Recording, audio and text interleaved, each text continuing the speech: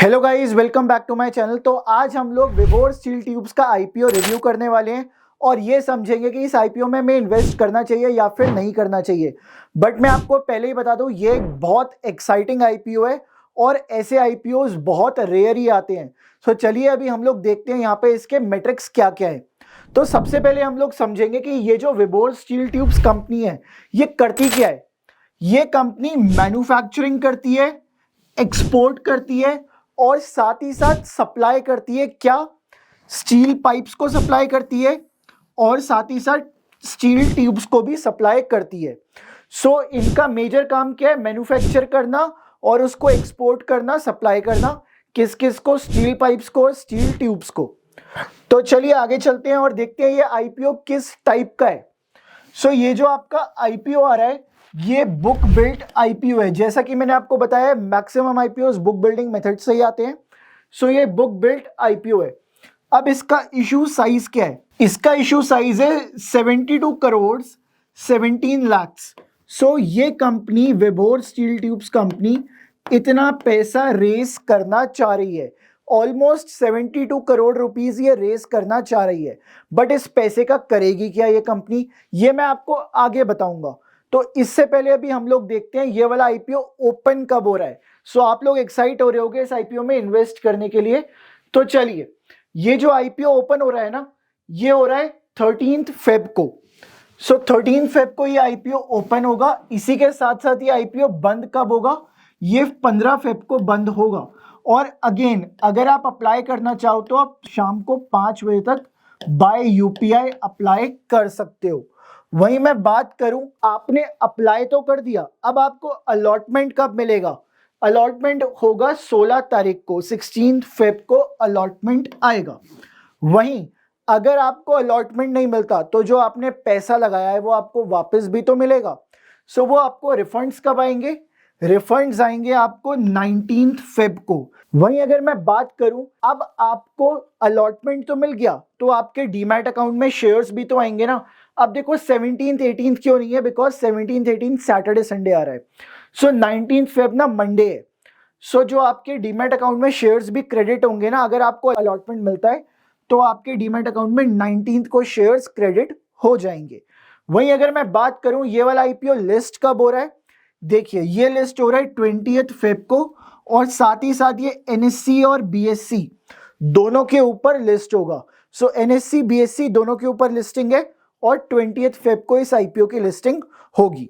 तो चलिए अभी आगे चलते हैं। सो अभी यहाँ पे हम लोग एप्लीकेशन डिटेल्स के बारे में बात करेंगे। सबसे पहले समझते हैं यार प्राइस बैंड कितना आ रहा है इसमें। प्राइस बैंड है 141 रुपए से 151 रुपए। ये 10 रुपए का प्राइस बैंड है आपका 141 से लेके 151। अगेन मैं आपको बता रहा हूं, ये वाला आईपीओ अगर आपको अप्लाई करना है और अपने अलॉटमेंट के चांसेस बढ़ाने हैं सो इसी रेट पे अप्लाई करना, ठीक है। मैक्सिमम जो हायर रेट है ना उस पे अप्लाई करो। देखो मिलेगा वही रेट जिस पे आपको अलॉटमेंट आएगा। बट अगर आपको चांसेस बढ़ाने हैं तो इस रेट पे आप अप्लाई कर सकते हो। सो मैं भी इसी रेट पे अप्लाई करने वाला हूं। वही मैं अगर बात करूं फेस वैल्यू की, तो इस आईपीओ की जो फेस वैल्यू है वो ₹10 पर शेयर है।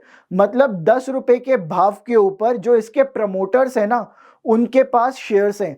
और इनके प्रमोटर्स की ना एक खास बात है, वो मैं अभी आपको आगे चल के बताऊंगा। बहुत इंटरेस्टिंग आईपीओ है, तभी मैंने आपको बोला था।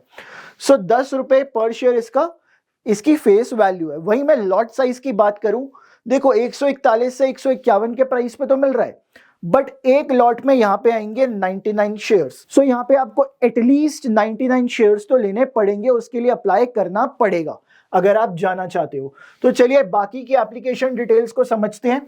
मैं रिटेल के बारे में बात करूंगा, जैसे कि आप लोग हो गए, मैं हो गया। हम लोग रिटेल इन्वेस्टर्स है ना, मतलब हमारे पास इतना पैसा नहीं होता इन्वेस्ट करने के लिए।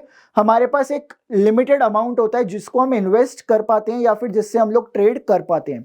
सो हम लोग रिटेल कैटेगरी में आएंगे। देखो आप चाहो तो आप डिफरेंट कैटेगरी में भी जा सकते हो, बट हम लोग रिटेल कैटेगरी में ही आएंगे और मैं आपको भी एज रिटेलर मान के ही चल रहा हूं। सो हमें क्या करना होता है, हमारा जो मिनिमम अमाउंट इन्वेस्टमेंट लगती है ना वो लगती है 15,000 के आसपास। ये जो मिनिमम इन्वेस्टमेंट होती है ना ये 15,000 से कम ही रहती है। कभी 13,000 कुछ, कभी 14,000 कुछ। तो ये 15,000 से कम ही रहती है। बट वहीं जो हमारी मैक्सिमम इन्वेस्टमेंट है ना, वो 2 लाख रुपए ही हो सकती है।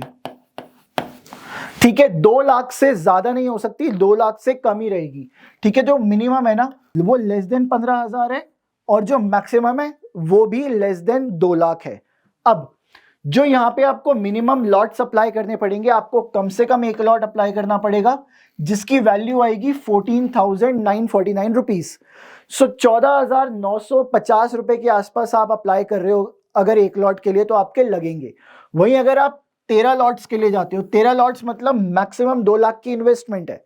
ठीक है, सो यहाँ पे आपका जो अमाउंट आएगा वो आएगा 1,94,337 अगर आप 13 लॉट्स के लिए जाते हो। सो देखिए, आईपीओ में एप्लीकेशन जब आप करते हो तो उसके अलॉटमेंट चांसेस बढ़ाने की एक ट्रिक जो काफी सारे लोग अपनाते हैं, वो लोग क्या करते हैं, रिटेल कोटा में ना पूरे के पूरे लॉट से अप्लाई कर देते हैं। जैसे यहाँ पे 13 लॉट्स की लिमिट है, तो कई लोग क्या करेंगे, पूरे के पूरे 13 लॉट से अप्लाई कर देंगे। सो उन्होंने इतना पैसा तो लगा दिया, ठीक है, अब हो सकता है कि उसमें से 1 लॉट की अलॉटमेंट हो जाए या फिर 2 लॉट्स की अलॉटमेंट हो जाए, तो आईपीओ लगने के चांसेस ना वहां पे बढ़ जाते हैं। पहली ट्रिक क्या होती है कि आप हायर बैंड पे अप्लाई करो। दूसरी ट्रिक है, हायर बैंड पे अप्लाई तो कर रहे हो, उसके साथ साथ मैक्सिमम लॉट्स के लिए अप्लाई कर दो, अगर आपकी इतनी कैपेबिलिटी है, अगर आपके फाइनेंसेस आपको अलाउ करते हैं। तो चलिए अभी हम लोग आगे चलते हैं और नेक्स्ट पार्ट इसका समझते हैं। सो इस कंपनी के की परफॉर्मेंस इंडिकेटर्स को समझते हैं। इस कंपनी के फाइनेंशियल मैट्रिक्स क्या कहते हैं। सो सबसे पहले इस कंपनी का जो रिटर्न ऑन इक्विटी है वो है 25%। मेरे लिए बहुत इंप्रेसिव है। ठीक है, सो मैं तो इसको एक पॉजिटिव मान के चल रहा हूं। वहीं इस कंपनी का रिटर्न ऑन कैपिटल एम्प्लॉयड 15% से ऊपर है, 16% के आसपास है। मेरे लिए ये भी न्यूट्रल टू पॉजिटिव है, ये मेरे लिए न्यूट्रल टू पॉजिटिव है। वहीं डेट टू इक्विटी इस कंपनी का थोड़ा सा ज्यादा है, ये हायर साइड पे है। मैं इसको अभी के लिए नेगेटिव मान रहा हूं। मैं इसको नेगेटिव से न्यूट्रल बोल सकता हूं, बट मेरे लिए ये नेगेटिव है अभी। ठीक है, वहीं मैं बात करूं प्राइस टू बुक वैल्यू, सो यहाँ पे प्राइस टू बुक वैल्यू सिर्फ 2.3 है। मेरे लिए एक बहुत पॉजिटिव साइन है। ये भी बहुत रेयर कंपनीज इस प्राइस टू बुक वैल्यू पे ऑफर कर पाती हैं। सो अभी आपने देखा था इससे पहले जना स्मॉल फाइनेंस बैंक 1.28 के प्राइस टू बुक वैल्यू पे ऑफर कर रहा था, और ये कंपनी आपको 2.3 के प्राइस टू बुक वैल्यू पे कर रही है। सो मेरे लिए एक पॉजिटिव डेफिनेटली आएगा। वहीं ईपीएस की बात करूं, अर्निंग पर शेयर, तो 14 रुपए 85 पैसे बहुत अच्छी है मेरे लिए। ये अभी जिस रेट पे ये लोग ऑफर कर रहे हैं, अगर मैं उस रेट के अकॉर्डिंग जाऊं तो मेरे लिए ये एक पॉजिटिव साइन है। वहीं मैं बात करूं पी रेशो के बारे में, पी रेशो से आपको पता चलता है कि कितना महंगा है। ठीक है, सो ये 10 के पी पे मिल रहा है, ये भी मेरे लिए एक पॉजिटिव साइन है। सो मेरे लिए ये वाला आईपीओ एक बम्पर आईपीओ हो सकता है अभी के मुकाबले। तो चलिए अभी हम चल के देखते हैं इसका जीएमपी क्या कहता है, that is grey market premium. मतलब 140 से 150 के बीच में तो ऑफर कर रहे हैं, बट ये हायर साइड कितना जा सकता है, मतलब लिस्ट कहां पे हो सकता है, वो हमें जीएमपी बताएगा। तो चलिए जीएमपी को देखते हैं। सो चलिए इसके ग्रे मार्केट प्रीमियम को समझते हैं। जीएमपी देखिए 7 फेब को कितना था, 129 रुपए, फिर 8 फेब को 120 हुआ, कम आया बट इतना भी कम नहीं था, साइजेबल था। वहीं अगर मैं बात करूं 9 फेब को, तो ये अगेन बढ़ गया 125 रुपए। वहीं 10 फेब से लेके 12 फेब तक ये कितना है आज, 130 रुपीज।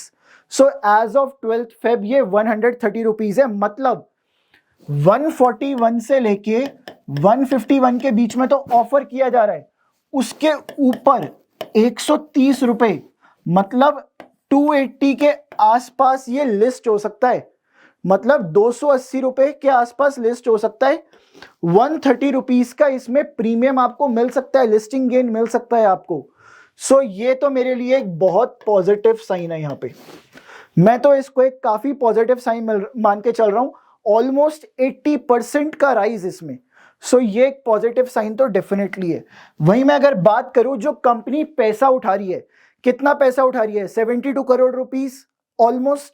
सो ये पैसा उठाने के पीछे ऑब्जेक्टिव क्या है कंपनी का, देखिए सबसे पहले तो ये अपनी वर्किंग कैपिटल रिक्वायरमेंट्स को पूरा करेगी।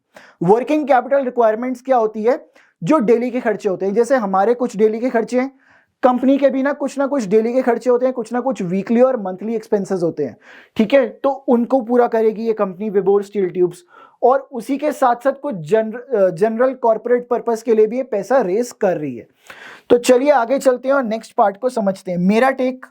अब मेरा टेक क्या होने वाला है इस आईपीओ के अंदर, उसको समझते हैं। सो देखिए, मेरा यह मानना है कि इस कंपनी में मल्टीपल पॉजिटिव्स तो हैं, इस कंपनी के अंदर मल्टीपल पॉजिटिव्स तो है।